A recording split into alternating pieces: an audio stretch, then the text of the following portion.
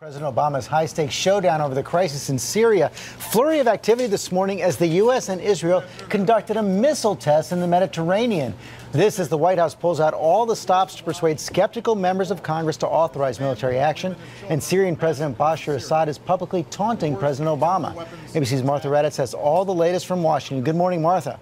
Good morning, George. This will be one of the biggest tests of President Obama's presidency, and the administration is working nonstop to try to gain support from Congress and the American people.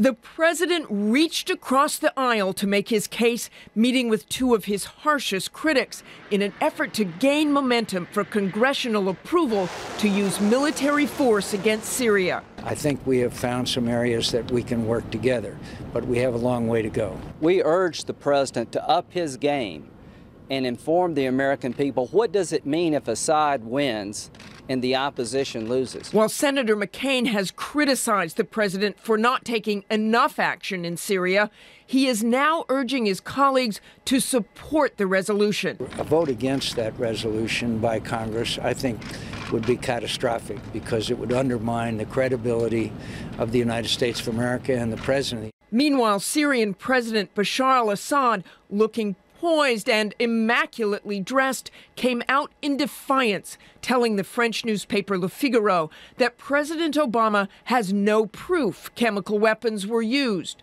Assad also issued a stern warning about Western retaliation. The Middle East is a powder keg, and the fire is getting closer, he said. No one knows what will happen. Everyone will lose control once the keg blows up. Chaos and extremism will spread. The risk of a regional war exists. Today, top congressional leaders will be summoned to the White House. George, this is a full court press. No question about that, Martha. But what about these alarms that went off this morning when Russia reported a missile launch over the seas near Syria? Russia first to report it, and then the Israeli Ministry of Defense confirming there was a long-range missile test this morning.